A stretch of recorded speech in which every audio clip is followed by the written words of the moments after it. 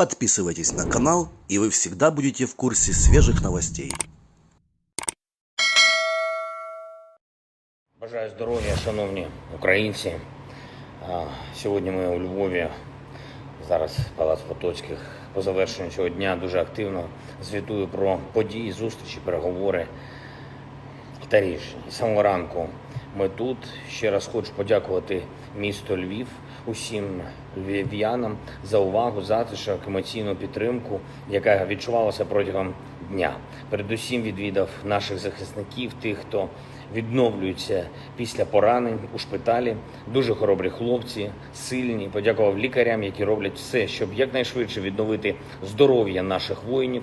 Був дуже радий побачити хлопців і дівчат, які навчаються в Національній академії сухопутних військ імені Петра Сагайдачного. Це було надзвичайно приємно почути, що все більше охочих стати офіцерами української армії. Конкурс на одне місце в академії зараз такий, який раніше був тільки у цивільних вишах.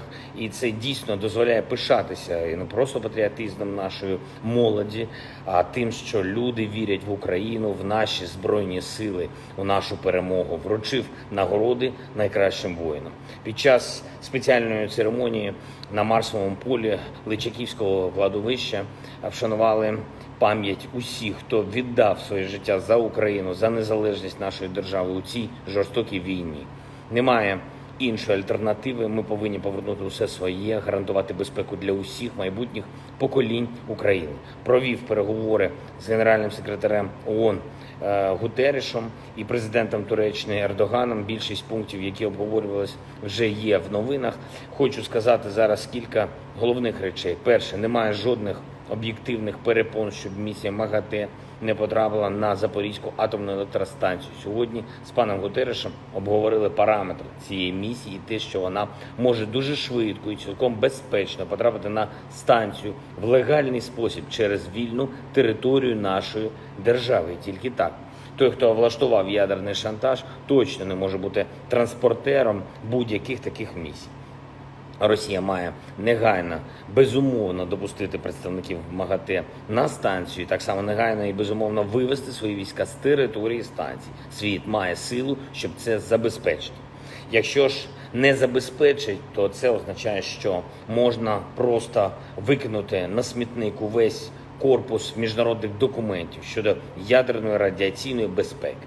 Росія знищує цей міжнародний порядок.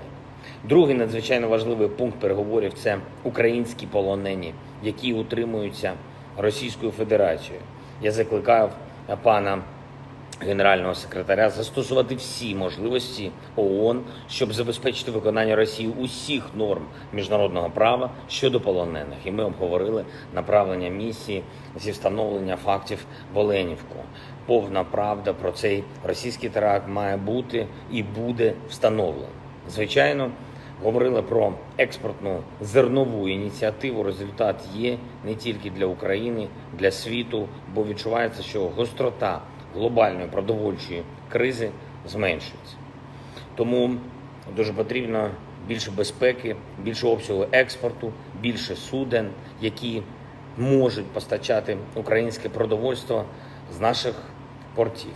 Дуже предметні переговори з багатьох тем провів сьогодні з президентом Туреччини Ердоганом. Вдячний йому за незмінну підтримку суверенітету, територіальної цілісності нашої держави. Обговорили оборонну співпрацю і економічну, і енергетичну.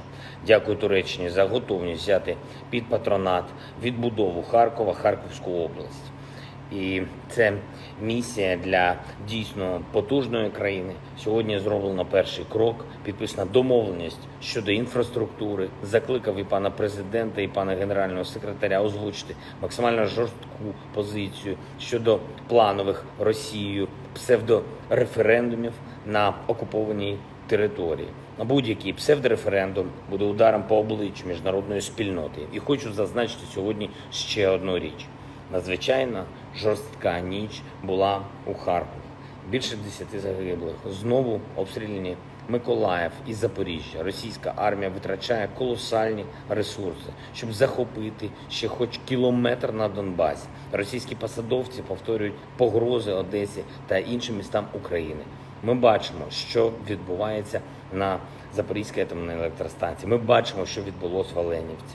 Ми з вами можемо і повинні думати тільки про те, як перемогти. Перемогти на полі бою, на політичному фронті, в інформаційному протистоянні, в економічній площині. Всюди віримо у себе, допомагаємо одне одному, захищаємо інтереси України і знаємо, що буде мир. Той, хто бореться і бореться розумно, здобуває перемогу. Вічна слава усім нашим воїнам, вічна пам'ять усім, чиє життя забрали окупанти. Слава Україні!